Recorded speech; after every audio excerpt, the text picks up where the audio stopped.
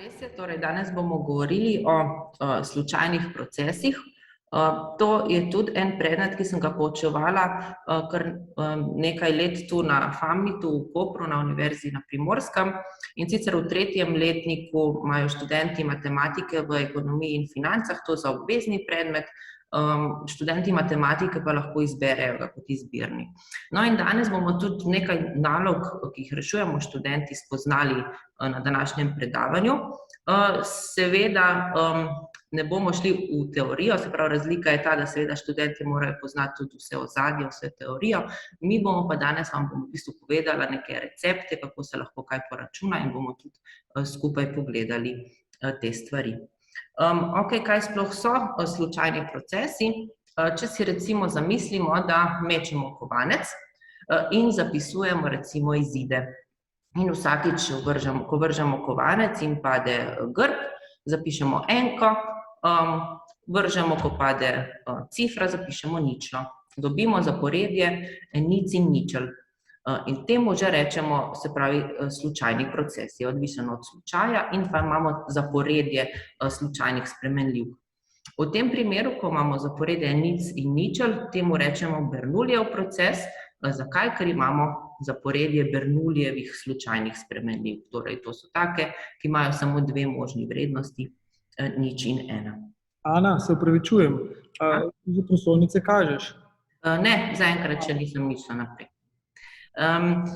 Se pravi, to je še vse podvod, hvala Rok, vseeno. Okej, se pravi, to je slučajni proces. To današnje predavanje pa je namenjeno širši javnosti, se pravi, ne rabi nobeden kakšnega posebnega predznanja, kajti pogledali si bomo res samo osnove, osnovne ideje in osnovne principe. Okej, zdaj pa, če pogledamo, se pravi, najprej nekaj uvoda, potem bomo pogledali, se pravi, kakor smo omenili, bomo govorili o Markovskih verigah. To so slučajni procesi z markovsko lastnostjo, bomo nekaj povedali o samem matematiku Andreju Markovu in potem bomo šli na Markovske verige, malo bomo preštevali, pogledali si bomo namizno igro, kače in lestve in pa cene delnic. In ker sem v samem povzetku predavanja obljubila, da bomo napovedovali vreme, si najprej poglejmo takle primer. Seveda boste matematiki, večinoma, ko se začnemo s kakšnim problemom ukvarjati, ki je lahko zelo kompleksen, zahteven, vedno pogledamo najprej najbolj enostaven primer. In tudi tukaj pri tej napovedi vremena, se pravi, to bomo delali tak osnoven ali pa tak naiven pristop bomo imeli, ker vemo, da res, ko napovedujemo vreme, se pravi, je odvisno od veliko faktorjev, recimo tudi, kako se gibajo cikloni, anticikloni in take stvari, mi bomo danes to pa čisto naivno pogledali. Se pravi, recimo, da s pomočjo zbranih podatkov in računalniške simulacije bi radi napovedali vreme. In vreme opazujemo 20 dni, dobimo naslednje podatke. Torej, S pomeni sončno, D pomeni deževno, se pravi, samo te dve izbiri imamo, sonce ali pa dež. Tukaj vidite, imamo spet zdaj to neko zaporedje, v bistvu podobno kot prej, ko sem razlagala, ko mečemo kovanec. Se pravi, imamo zaporedje sončnih in deževnih dni. In kako bi lahko zdaj pogledali na tale naš primer? Se pravi, prvi pristop bi bil, pogledamo, od teh 20 dni polovica je deževnih, torej polovica 10 je deževnih, 10 je sončnih. Potem rečemo, verjetnost, da bo recimo jutri dež, 50%, verjetnost, da bo sonce, 50%. Okej?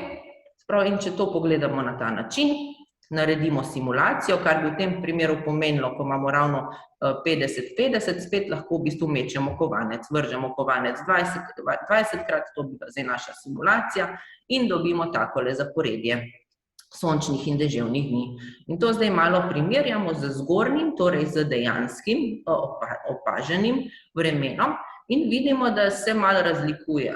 Kaj bi bila recimo taka glavna razlika je, da tukaj pri naši simulaciji se veliko bolj pogosto izmenjuje ta sončen in deževen dan. Če pogledamo gor, vidimo, da ko se pravi, imamo neko zaporedje, ko je enkrat deževen dan, se več dni pojavlja to deževje. In tudi, ko imamo sončen, se več dni pojavlja to sonce. In zato recimo nam tale prvi pristop ni preveč všeč, se nam ne zdi preveč dober. Okay. Kaj bi bil pa zdaj drugi? Aha, ravno to, kar sem v bistvu že omenila. Ne? Se pravi, da se deževje vleče čez več dni. Torej, če je en dan deževen, potem je tudi naslednji dan deževen z večjo verjetnostjo, kot pa da bi bil sončen. Ne? Se pravi, če je danes deževen dan, bo jutri z večjo verjetnostjo deževen dan, kot pa sončen dan. In tukaj bomo govorili v bistvu o tej pogojni verjetnosti, se pravi, ko vidite, tale P je za verjetnost, ko tukaj noter vidimo tale zapis, recimo P od D po črtica D, to je verjetnost, da bo deževen pogojno na deževje. Se pravi, tukaj je v bistvu, če gledamo samo, se pravi, zberemo en deževen dan, tukaj kar malo probala narisati, se pravi, če smo recimo mi danes tukajle, to je danes, in nas zanima za jutri, kakšno bo vreme. Pogledamo, v bistvu lahko celotno to zaporedje od začetka do današnjega dneva, ampak ugotovimo, se pravi, če gledamo celotno tole zaporedje, da je verjetnost, se pravi, da bo jutri deževen dan, odvisno samo od tega, kakšno je danes vreme. Torej, lahko tole vse tukaj prečrtamo in je pomembno samo to. Torej, če je danes deževje, bo tudi jutri deževje z večjo verjetnostjo. In temu v bistvu se reče markovska lastnost. Se pravi, lahko ji rečemo tudi lastnost pozabljanja. Se pravi, mi imamo tukaj neko zaporedje, ampak ni nič važno, kaj se je dogajalo do današnjega trenutka ali pa do zdajšnjega trenutka. Važno je samo, kje smo mi danes in od tega je odvisno, kaj se bo zgodilo jutri. V tem primeru, ko govorimo o vremenu. Bom tudi kasneje še mogoče na kakšnem drugem primeru še razložila. In tukaj imamo tole tukaj spodaj zapisano. Se pravi, spet, lahko pozabimo vse, kar se je dogajalo do danes, važno je samo tole, se pravi, kakšno je vreme danes. Če je danes dež, bo jutri dež z večjo verjetnostjo. In recimo odločimo se, ali pa pač naredimo različne poskuse, različne simulacije, da bo jutri dež, če je danes dež, z verjetnostjo 90% ali pa 0,9.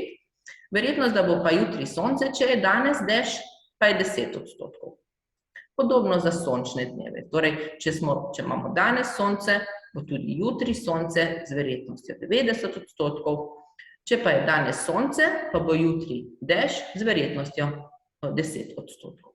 Sprav, ker eno od teh dveh stvari pa se mora zgoditi, ali bo dež, ali pa bo sonce. Zato mora biti vsota obeh teh dogodkov, ali pa vsota verjetnosti obeh teh dogodkov, torej dež ali pa sonce, skupaj enaka 1 oziroma 100%. In če vzamemo ta drugi pristop, naredimo simulacijo, pa dobimo nekaj takega, kot je tukaj zapisano. Sprav, takole zaporedje, D. Tukaj pa že vidimo, da je res mogoče malo bolj podobno temu zgornjemu, torej, da se, ko imamo enkrat sončen dan, se te sonce vleče čez več dni. Tudi, ko imamo deževen dan, se deževje vleče čez več dni. Torej, v tem našem primeru bi bila tale S in D, to bi bile dve stanji, ker pri markovskih verigah govorimo o stanjih in pa o prehodnih verjetnostih. In ker je veliko lažje pogledati, če vidimo to vizualno, se pravi, prikažemo vizualno, bomo tukaj šli pogledati si na eno internetno stran.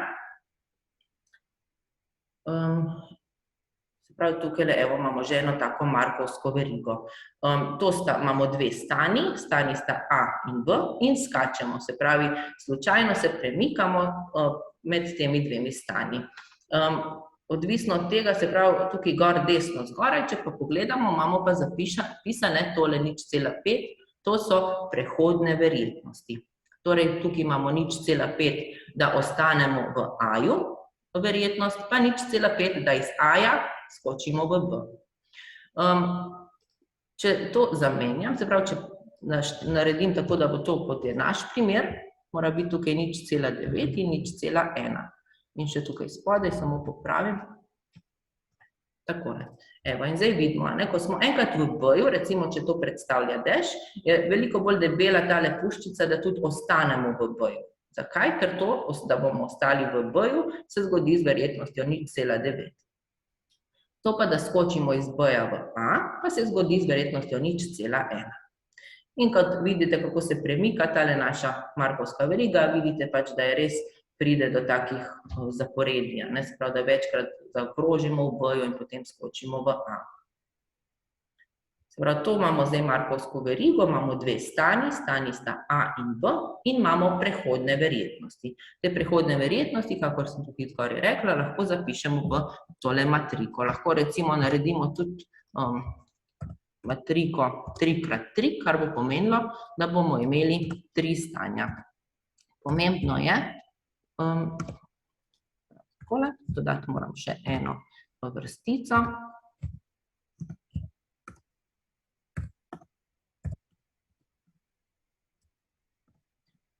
Evo, pa imamo markovsko verigo s 3 stanji. Napisati se pravi treba tole prehodno matriko, če pogledamo recimo tole prvo vrstico, bi pomenilo, to je za stanje A, da z verjetnostjo 0,8 iz A-ja skočimo nazaj v A, z verjetnostjo 0,1 skočimo iz A-ja v B in z verjetnostjo 0,1 iz A-ja v C. Pomembno je, da spravi vsaka vrstica se sešteje v 1. Zakaj? Ker pač nekaj se more zgoditi, nekaj od tega. Ali ko smo v A-ju, ali skočimo nazaj v A, ali skočimo v B, ali pa skočimo v C. In tole se pravi vsota vseh teh 3 verjetnosti mora biti enaka 1. Takole. Se pravi, tukaj zdaj lepo vidimo vizualno, kako izgledajo, se pravi, ko se premikamo po markovskih verigah. Tako, pa gremo nadaljevati to našo predavanje, se pravi, uporaba markovskih verig je zelo široka.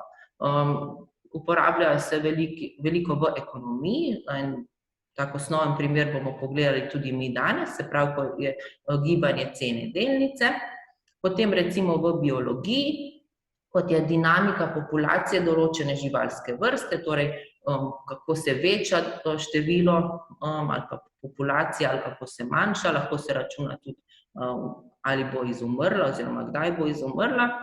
Potem genetika, na primer mutacije virusa, se pravi, s kakšno verjetnostjo bo se skočila, se pravi, ali pa zgenerirala nova vrsta virusa. Potem pri informatiki, na primer PageRank, je algoritem, ki ga je Google uporabil za razvrščanje pomembnosti določenih internetnih strani in je baziral prav na markovskih verigah. Sicer zdaj se ga ne uporablja več tako veliko, ampak je bil pa eden prvih takih principov ali pa algoritmov. Potem v fiziki, na primer kolektivno gibanje velike količine delcev, v kemiji, mreža kemijskih reakcij, torej kako si bodo sledile kemijske reakcije in tako naprej. Torej, teh principa markovskih verig se je domislil Andrej Andrejevič Markov, to je bil matematik ruski, ki je živel konec 19., začetek 20. stoletja. Pustil je velik pečat na področju slučajnih procesov, veliko stvari, se pravi, iz slučajnih procesov se imenuje po njem, recimo zelo pomembna v statistiki Gauss-Markov izrek, potem imamo Čebišev Markovo neenakost. Tudi njegov brat je bil matematik, Vladimir Markov, in poznamo celo neenakost, ki se imenuje po njima, torej neenakost bratov Markov, kjer določata zgornjo mejo za odvode polinomov. Torej, zelo pomemben matematik Andrej Andrejevič Markov. In kje je dobil idejo za sam princip markovskih verig? Naj bi se pravi bral ali pa študiral te tekste Puškina, še bolj podrobno ta roman v verzih Evgenij Onegin, in ko je on to, se pravi, bral, študiral, celo objavil neko študijo na to temo, se je spraševal, kako si sledijo črke v besedah. In je ugotovil, da recimo, če pogledamo tukaj tole besedo Evgenij, če pogledamo recimo črko G, katera se je spraševal, kaj je zdaj odvisno od česa, katera črka bo sledila recimo temu G-ju. In je ugotovil, da spet ni pomembno, kaj se je dogajalo pred tem G-jem, torej katere črke so se pojavile pred tem G-jem, Važno je samo bilo, se pravi to, kje smo zdaj, torej katera črka je tukaj. In recimo podobno bi lahko naredili tudi v slovenščini, najbrž je podobno z ruščino, ker sta si sorodna jezika. Se pravi, recimo tukaj, če imamo soglasnik, se z večjo verjetnostjo potem naslednji pojavi samoglasnik. In če smo pri samoglasniku, recimo se z večjo verjetnostjo potem pojavi soglasnik. Torej, spet je tukaj v bistvu tale markovska lastnost. Se pravi, da ni pomembno, kaj se je dogajalo v preteklosti, važno je, kje smo zdaj. Torej, če smo tukaj pri G-ju, samo od tega G-ja je odvisno, torej, kaj se bo zgodilo naprej, torej, katera črka bo sledila.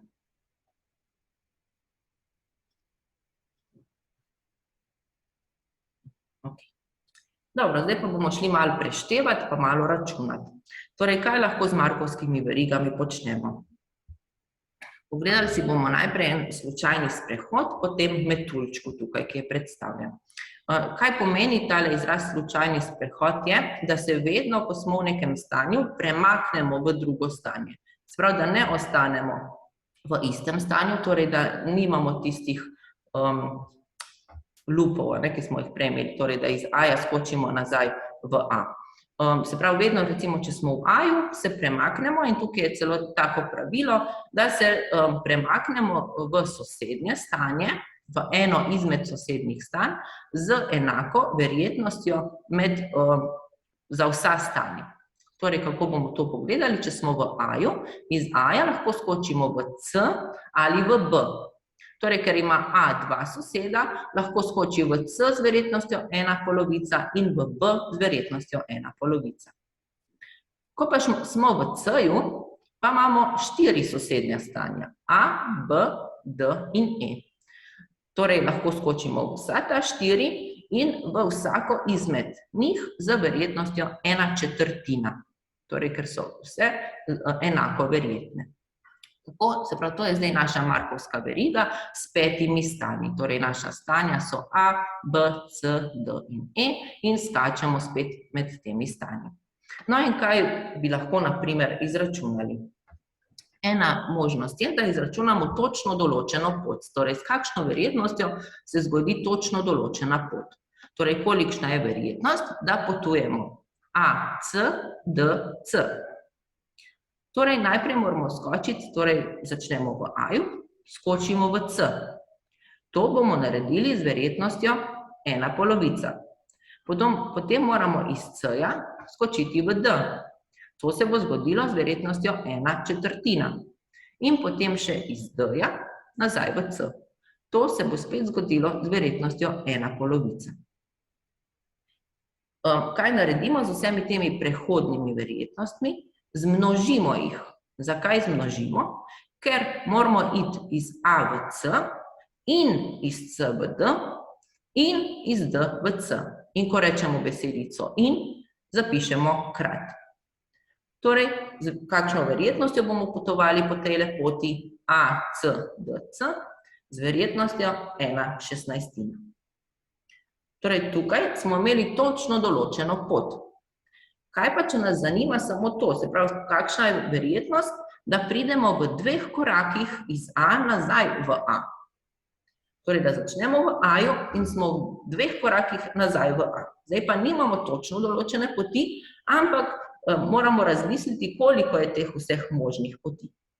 Recimo, iz A-ja imamo 2 možnosti. Lahko skočimo v C in če hočemo biti v 2 korakih nazaj, moramo iz C-ja takoj skočiti nazaj v A.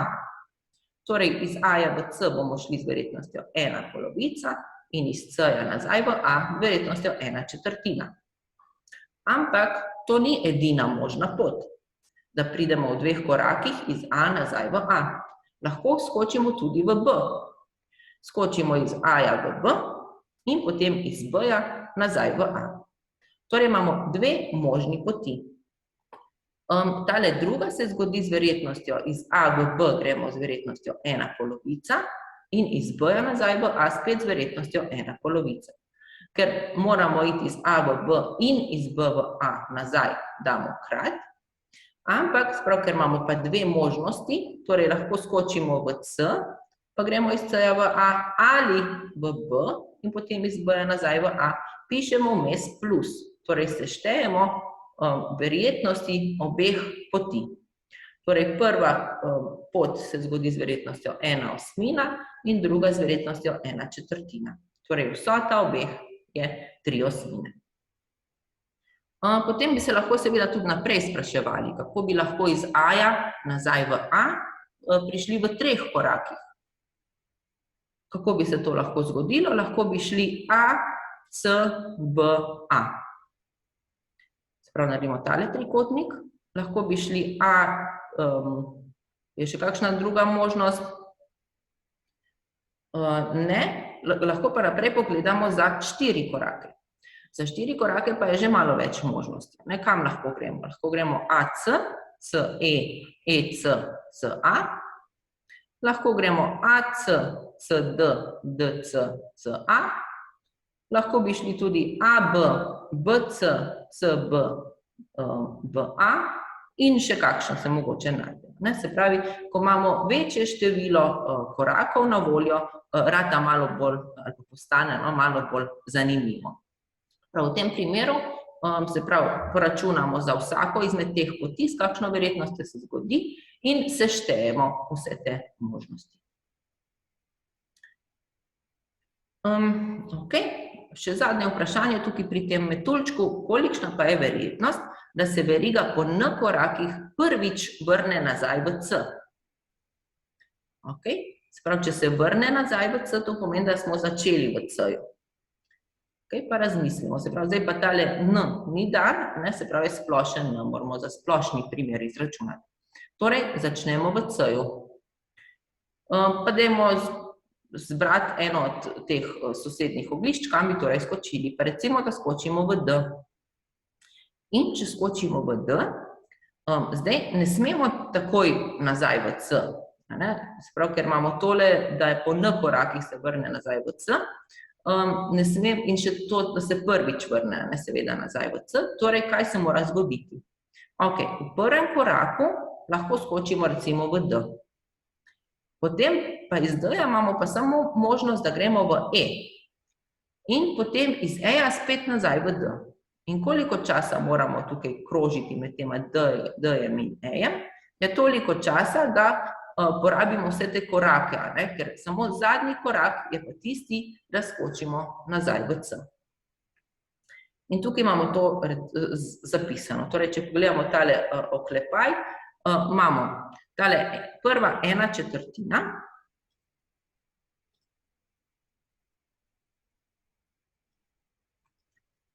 Tale 1/4. Tole je verjetnost, da iz C-ja skočimo na primer v D. Tale zadnja 1/2 je tisti zadnji skok nazaj v C, pač kjerkoli že smo, ali smo v D-ju ali smo v E-ju, ker je odvisno od tega, kakšen je naš N. Torej, tale 1/2 je rezervirana za zadnji skok, tisti nazaj v C.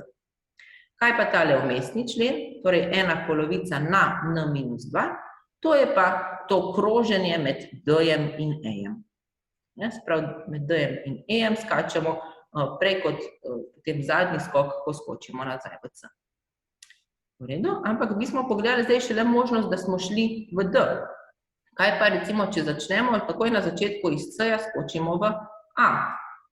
Zelo podobna zgodba, se pravi, spet iz C-ja skočimo v A, potem pa moramo samo med A-jem in B-jem krožiti in na koncu spet zadnji skok bo v C. In ker imamo, zdaj tukaj sem narisala 2 možnosti za tisti prvi korak, to sta D in A, ampak imamo tudi možnost, da skočimo na prvem koraku v B ali v E, torej imamo 4 možnosti začetne, to so 4 disjunktne možnosti, zato imamo tukaj spredi tale 4-krat. Torej, in vse skupaj verjetnost, da se veriga po N korakih prvič vrne nazaj v C, bo 1/2 na N-1.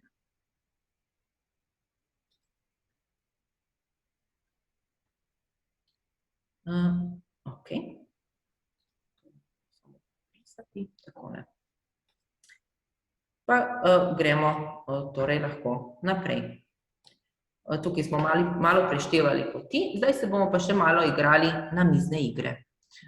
Taka preprosta namizna igra je tale kače in lestve.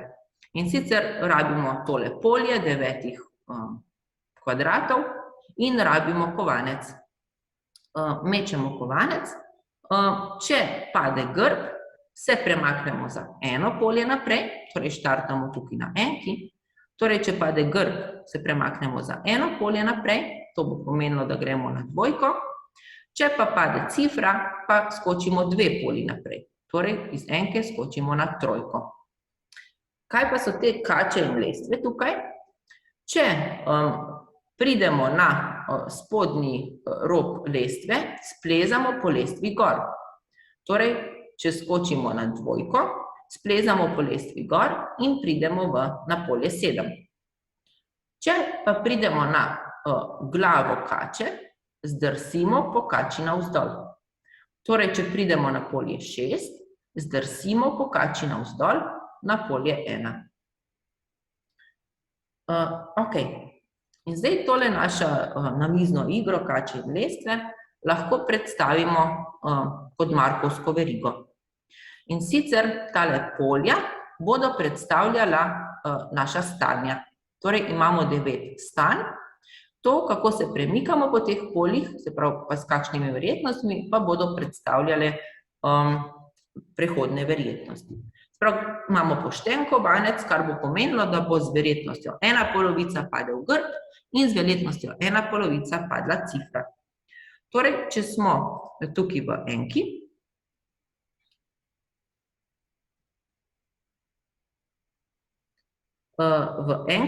z 1/2 verjetnosti skočimo v dvojko, ampak v dvojki splezamo po lojtri gor, prav po lestvi gor in pridemo na polje 7. Torej, iz stanja 1 z 1/2 skočimo v stanje 7. To je, če pade grb. Kaj pa, če pade cifra? Če pa pade cifra, se pravi, se premaknemo iz enke na trojko, spet z verjetnostjo 1/2, ampak, ko pridemo na dno lestve, spet splezamo gor po lestvi. Torej, v bistvu pridemo na polje 5. Torej, iz polja 1 lahko skočimo na polje 5 ali na polje 7. Oboje se zgodi, vsako izmed teh stvari se lahko zgodi z verjetnostjo 1/2. Kaj nas bo zanimalo v bistvu tukaj pri teh kačah in lestvah? Torej, 2 stvari nas bosta zanimali. Kolikšna je verjetnost, da igralec, ki je dosegel srednji kvadrat, to je kvadrat številko 5, dokonča igro brez, da bi zdrsnil nazaj na prvi kvadrat. Okay? Zakaj ni to očitno, se pravi, kar 1/2? Ker kaj se lahko zgodi iz 5, lahko skočimo na 6 in zdrsimo nazaj dol v enko. Ne? To bi se zgodilo z verjetnostjo 1/2. Ampak, se pravi, ni samo ta primer tisti, ko lahko pade na enko nazaj. Lahko se tudi zgodi, da pride nekako do osmice, iz osmice bo zdrsnil v štirico in potem recimo na šestico in bo spet zdrsnil nazaj v enko. Torej, je kar veliko možnosti, kdaj lahko ali pa kako zdrsneš nazaj v enko. No in tukaj vam bom v bistvu pogledali, sicer bomo en izrek, ampak samo zato, da pač imamo tam napisano neko formulco, dala vam bom recept in se bomo naučili, kako to izračunati. To bo prva stvar, ki nas bo zanimala. Druga pa, koliko korakov v povprečju potrebuje igralec, da pride na cilj. Prav tukaj pa je mišljeno od starta do cilja. Se pravi, da začnemo na enki in koliko korakov v povprečju bo rabil igralec, da pride na cilj. Ok, sprav za obe ti 2 stvari izračunati, rabimo narisati markovsko verigo. In malo prej sem že začela to skicirati. Se pravi, kakor sem rekla, imamo 9 stanj. Tukaj so tele krogci, predstavljajo naša stanja. In če tukaj pogledam še enkrat, če se spomnite od prej, sem že narisala. Tukaj, se pravi, iz enke lahko gremo v petko, se pravi v stanje 5 z verjetnostjo 1/2 in v stanje 7 z verjetnostjo 1/polovica. To je tisto, kar sem prej tam na slikci že pokazala. Če recimo pogledamo še stanje 4, tukajle, da bomo razumeli, od kje so prišle te prehodne povezave. Se pravi, ko smo na stanju 4, lahko z 1/polovico verjetnosti skočimo v 5. Tukaj se nič ne zgodi, ostanemo na 5, ker ni nobene kače ali lestve. Torej, to se zgodi z verjetnostjo 1/polovica. Ali pa iz 4 skočimo na 6. Spet z verjetnostjo 1/polovica. Ampak, ko smo na 6, pademo na glavo kače in zdrsimo po njej nazaj na start, v 1. Torej, iz stanja 4 lahko bodisi skočimo v stanje 5 ali v stanje 1. In poglejmo, če je res to narisano, se pravi tudi na tisti moji skici od Markovske verige. Poglejmo si, se pravi iz stanja 4 smo rekli, lahko skočimo v stanje 5 z verjetnostjo 1/polovica ali pa v stanje 1 z verjetnostjo 1/polovica. In je res tako. Torej, tako razmislimo za vsako izmed stanj, kam se lahko premaknemo. Pogledali smo si za 1 in za 4 in isto bi naredili še za 5 in 7. Ko smo enkrat v stanju 9, prav zakaj je tukaj narisan tale verjetnost z verjetnostjo 1, ostanemo v stanju 9, ker takrat je igra končana. Torej, iz stanja 9 se nikamor več ne moremo premakniti in takemu stanju rečemo absorbirajoče stanje. Torej, ko enkrat pridemo do tja, tam ostanemo, prav nas absorbira. Tako. Kakor opazite lahko hitro tukaj, da stanja 2, 3, 6 in 8 sploh nimajo nobenih povezav prehodnih. Torej, zakaj se to zgodi? Zato, ker takoj, ko skočimo tukaj na stanje 2, tukaj ne ostanemo. Zakaj ne? Ker splezamo po lestvi gor do polja 7. Torej, zato polje 2 sploh nima nobene povezave. Podobno s poljem 3, tudi splezamo po lestvi. Ko smo na polju 6, zdrsimo po kači navzdol. In ko smo na polju 8, tudi zdrsimo po kači navzdol. Torej, tudi nimamo nobene povezave. Torej, tale stanja 2, 3, 6 in 8 so v bistvu neuporabna in zato jih lahko kar izbrišemo. Torej, lahko gledamo ta našo Markovsko verigo brez teh odvečnih stanj. Ok, in zdaj pa gremo na ta naš primer, kaj bi radi izračunali.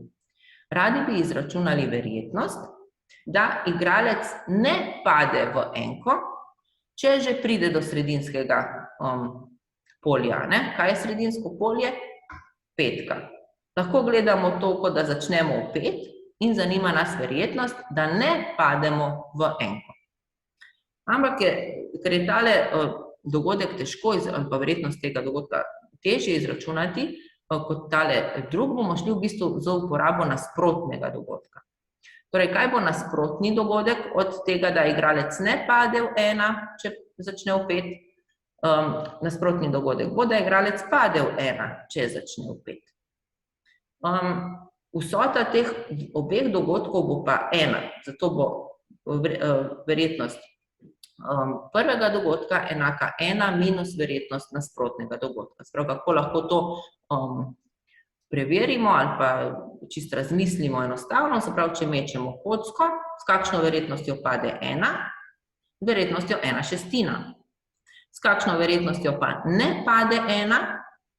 Z verjetnostjo 5/6. In to sta si nasprotna dogodka, da pade 1 ali pa ne pade 1. In vsota verjetnosti je enaka 1. Torej, to lahko to zapišemo na tak način. No, in tukaj tole verjetnost, da igralec pade v 1, če začne v 5, bomo označili s tem malim h-jem. Tale spodnja petica bo pomenila, da smo začeli v 5, enica pa pomeni, da si želimo priti v 1. Zakaj ravno izbira h? Ker je to hitting probability, torej verjetnost zadetka. In tukaj bomo zdaj, bom napisala sicer tale izrek, ampak nič hudega, seveda ne se ustrašiti, bom razložila v bistvu na samem primeru, kaj zdaj to pomeni. Se pravi, samo zato, da smo si na jasnem, da to res velja, bomo si v bistvu pa zdaj kar na samem primeru pogledali, kaj zdaj to pomeni. Ok, pa gremo semle pogledati. Se pravi, želimo si priti v 1. To je zdaj tukaj pomembno. Se pravi, želimo v 1. Želimo v 1. Tako. In kaj bo zdaj tam H1?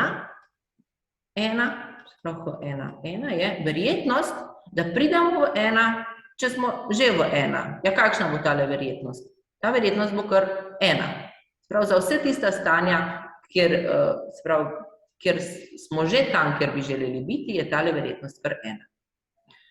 Kaj pa za ostala stanja? Recimo za stanje 4, pa si pogledamo takole.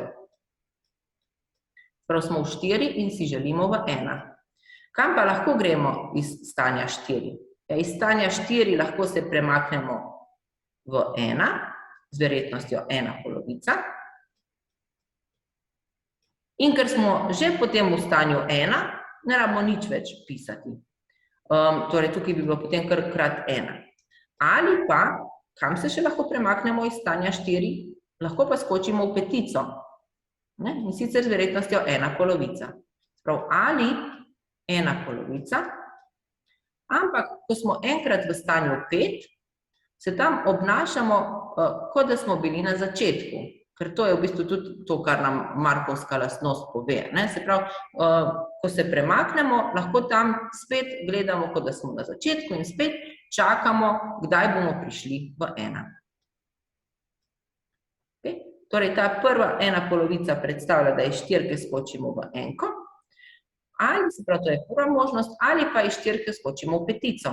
In ko smo enkrat v petici, tam čakamo spet, da bomo prišli v 1. In zato je tukaj pisan tale mali H5. In spet to naredimo za vsa ta stanja. Zapišemo takle sistem, kot je zapisan tudi tule. Se pravi, tukaj sicer boste opazili pri tej H4, da je tukaj še tale H1 zapisana, ampak to lahko nadomestimo z 1. Torej, ko pogledamo recimo H5, to pomeni, da začnemo v stanju 5, kaj se lahko zgodi? Z 1/polovico skočimo v 1 in z 1/polovico skočimo v sedmico. In ko se premaknemo za tisti korak, od tam spet čakamo, da bomo prišli v 1. Zapišemo takle sistem, sistem v bistvu 5 neznank, ampak 2 dejansko nista neznanki, ker vemo, da je H1 1 in H9 nič. Torej, razrešimo tale sistem in dobimo rešitev. Zdaj, podobno bi stvar naredili tudi z številom korakov, samo da tukaj imamo tole eno enico, ki nam predstavlja v bistvu tisti prvi korak, ki ga že naredimo. Se pravi, zelo podobno, zakaj so tukaj tele enice, ker to predstavlja tisti korak, ki ga naredimo prej, kot se pravi zapišemo ostale verjetnosti. Rešimo sistem in dobimo, da v povprečju končamo tole igro v 7 korakih. Torej, kako bi lahko to preverili? Če imate veliko časa, lahko, se pravi, greste igrati tole igro, recimo jo igrate 100-krat, za vsako igro zapišete, v koliko korakih ste jo končali, se pravi, ste dosegli 9 in izračunate povprečje vseh teh 100 vrednosti in bi moglo biti tam blizu 7. Ok, še zadnja tema, ki sem jo obljubila, pa je tale cena delnic. Se pravi, tole je graf gibanje cene delnice Krke v zadnje pol leta, to je od včeraj, iz internetne strani Ljubljanske borze in se pravi, vidite, da se pravi obnaša to slučajno, to imamo spet kot slučajni proces in recimo, kaj spet to lahko gledamo kot Markovsko verigo, ker recimo v tem trenutku, kjer smo tukaj, se pravi, kam se bomo premaknili v naslednjem trenutku, je spet pomembno samo od tega, kje smo. Lahko pozabimo celotno dogajanje do zdaj, ampak je pomembno samo to, kje smo, samo od tega je odvisno, kam bomo šli v naslednjem trenutku.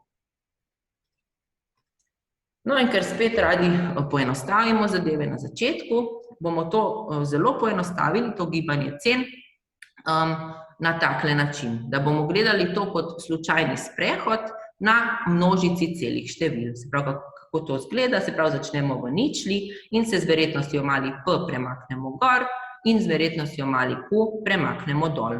In se pravi, spet slučajno premikamo gor, dol. In zanima nas, recimo, kakšna je verjetnost, da nekoč pridemo do želenega k-ja, če začneš v ničli. Recimo tukaj pri teh naših delnicah bi bilo to čisto enako vprašanje, kot pa recimo, če kupimo delnico po ceni 116 € in zanima nas, ali bo kdaj dosegla vrednost 120 €. Se pravi, bi se zamaknili gor, se pravi, bi tole 116 predstavljala našo ničlo in zanima nas, ali bomo kdaj dosegli vrednost 120.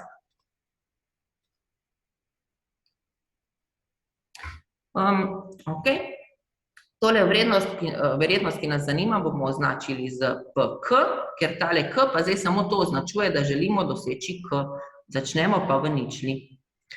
Lažje bo najprej poiskati verjetnost, da nekoč dosežemo 1 in uporabiti tole dejstvo, da to, da dosežemo k, pomeni, da smo k-krat dosegli 1. Pravi, zakaj? Ker najprej si želimo doseči enko, recimo takole jo dosežemo, in ko smo jo enkrat dosegli, gremo spet iz enke, nas zanima, kdaj bomo dosegli dvojko. Ampak, se pravi, tukaj v bistvu uporabljamo markovsko lastnost, ampak to krepko markovsko lastnost, ki pravi, da se pravi, markovska veriga obnaša enako, kot se je na začetku, tudi v takem primeru. Se pravi, ko že dosežemo recimo nek nivo, ampak mi ne vemo, kdaj bomo to dosegli, je to tudi slučajna spremenljivka, ampak spet od tukaj naprej se lahko gledamo, kot da smo na začetku, kot da smo začeli na ničli. Torej spet, čakamo, kdaj bomo dosegli dvojko, ampak to, da smo iz enke prišli do dvojke, je isto, kot da bi čakali od ničle, da pridemo do enke. In zato lahko uporabimo takle stvar. Torej, v tem primeru bomo šli izračunati, kam se premaknemo iz ničle. Ko smo v ničli, lahko bodisi skočimo z verjetnostjo p gor v enko in smo že tam, kjer smo želeli biti, ali pa skočimo v minus enko, ampak še vedno bi si mi želeli priti do enke. Tale razlika med minus enko in enko je 2 enoti, kar pomeni, da je isto, kot da bi začeli na ničli in čakali, da bomo dosegli dvojko. Torej, zato je tukaj tale p2. Ker to, da čakamo od minus enke, da pridemo do enke, je enako, kot če čakamo od ničle, da pridemo do dvojke. Takole pa bi mogoče, ne bi šla zdaj prav v potankosti v tale izračun, dobimo kvadratno enačbo, ki jo znamo razrešiti po znani formuli. Mislim, da je v 2. letniku srednje šole se tole nauči za iskanje ničel kvadratne enačbe. In dobimo takle rezultat, torej pogledamo, možni sta 2 rešitvi, enkrat s plusom, enkrat s minusom. In sicer, če pogledamo si tukajle, ko bo p večji od q-ja, ali pa enak, to pomeni, da bomo z večjo verjetnostjo skočili gor, kot pa dol, je verjetnost, da bomo dosegli k kar enaka 1. Torej, gotovo bomo nekoč dosegli k. Če pa je verjetnost, da skočimo gor, manjša od verjetnosti, da skočimo dol, pa tale verjetnost, da bomo nekoč prišli do željenega nivoja k, ni enaka 1, ampak je enaka p ulovljeno s q na potenco k-ja. Torej, zdaj je v bistvu odvisno od tega, kakšen je p v primerjavi s q-jem, kar je nekako logično. Se pravi, če smo mi tukaj na tem nivoju, če je bolj verjetno, da gremo dol kot gor, je bolj verjetno, se pravi, da bomo nekoč šli tam dol nekam zelo daleč, se pravi, da ne bomo več prišli do tistega željenega nivoja k. Ok, ker me že čas malo priganja, bi mogoče še čisto zadnji primer pogledala, ki sem vam ga želela še pokazati, je pa tole. Sprav, da tudi stanje borznega trga se lahko predstavi z Markovsko verigo, in sicer, kaj je tale bull market, bear market, pa stagnant market, torej bull market je bikovski trend borznega trga ali pa nasplošno tudi kakršnega drugega, recimo nepremičninskega. In ko je bikovski trend, takrat cene rastejo. In mi smo recimo zdaj v tem bikovskem trendu na področju nepremičnin gotovo. Bear market pa je stanje ali pa oziroma ta medvedji trend, ko cene padajo. Stagnant market pa je, ko stagnirajo, se pravi cene. In kot tukaj lahko opazite, recimo, ko enkrat smo v bull market, torej v bikovskem trendu, bomo z veliko verjetnostjo, torej 0,9 oziroma 90%, ostali v tem bikovskem trendu. Vendar vseeno nekoč bomo gotovo izšli iz tega bikovskega trenda. Sprav, išli pa bomo z večjo verjetnostjo v medvedji trend, kot pa v tale stagniranje. Torej, se mi je zdelo tako za zaključek našega predavanja, mogoče zanimivo videti tudi takle sliko. Torej, kaj to pomeni, da se pravi, vedno se neko obdobje konča, se pravi, nikoli ne bojo cene samo rasle. Se pravi, gotovo bomo spet prišli na nivo ali pa na čas, ko bodo spet začele padati in potem spet bo šel nov cikel naokrog. Tako, tukaj sta še literatura, kjer sem črpala večino snovi in hvala za vašo pozornost.